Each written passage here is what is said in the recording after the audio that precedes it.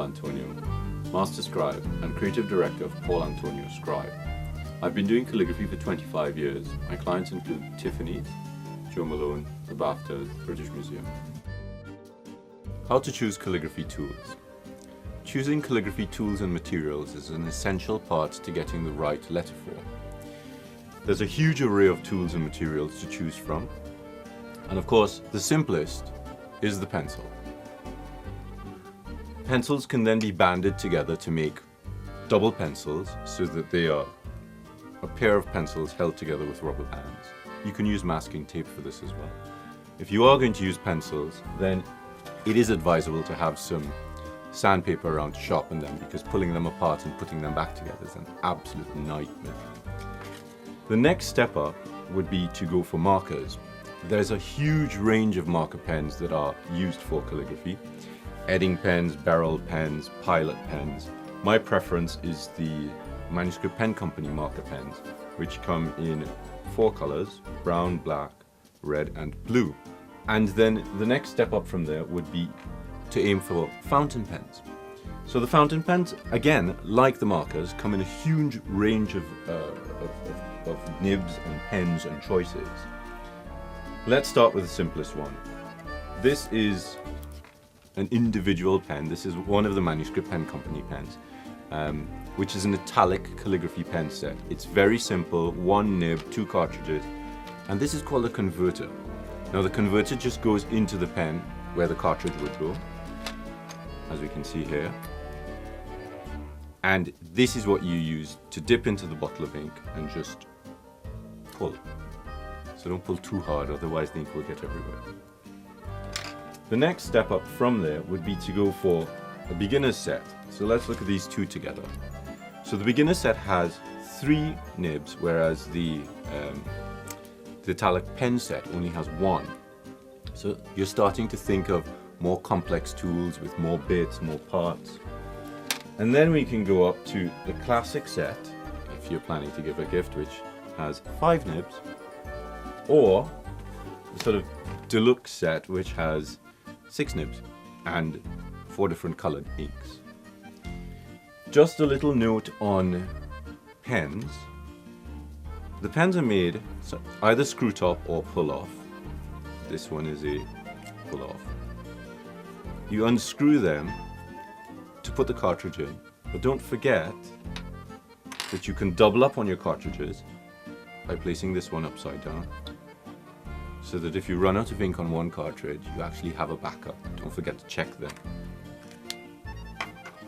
The next thing to go up to would be the dip pen set. Now again, the Manuscript Pen Company does a wonderful range of pens, and we can start with the simplest pen set. So this is a Leonard dip pen set, which comes with ink. That's your nib, that's your holder, there's your ink. You can get these in 2 types. You can get, let's have a look at these together. You can get them with a square-edged nib, or you can get them with a pointed nib. So let's look at those in a little bit more detail. So this is a pointed nib, and this is a square-edged nib. The pointed nibs are flexible, so if you apply pressure to the tip, you can see that it spreads. So if you're going to press hard, be very careful with this. These are not as flexible, but they do have a little bit of give in them. Now you can also go on and look at brushes. These are Winsor & Newton Coatman watercolor brushes, and they can be used for calligraphy as well, and they do really beautiful calligraphy. However, they are a lot bigger than nibs are, which means you have to be thinking large when you aim to use these.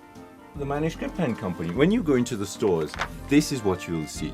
You'll see a set which has holders to choose from, colors to your preference, and different types of nibs and nib fittings. We have square edge nibs of various sizes, going down to 6 and going all the way up to 0.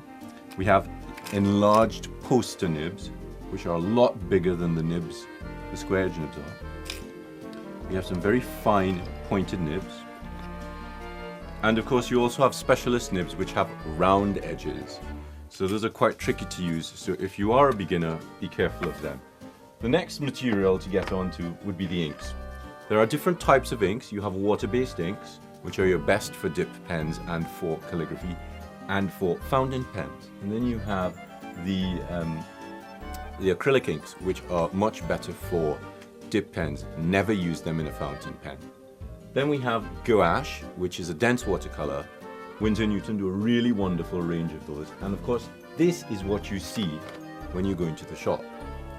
Winsor & Newton also do a range of calligraphy inks, which come in a pack of 6 or they come individually. These are also very dense and are very good for dip pens as well as fountain pens, but generally keep them for dip pens. Traditional tools are reeds, quills, and modern tools like ruling pens. And of course, the next and the final stage in choosing your materials would be paper. Paper comes in 3 different things. We have a hot press paper, which is very smooth because it's pressed between 2 big hot rollers. We have a not press paper, which is very textured and very difficult to write on with small tools. And we have a cold press paper, which is only slightly textured. Quite nice to work on. Traditionally, this is parchment, which is goat skin. There's a skin side and a hair side. Oh, actually, sorry, hair side and a skin side. And then we have vellum, which is calf skin. And with the vellum, again, we have a skin side and a hair side. These need to be prepared properly. They also need to be ruled and pricked.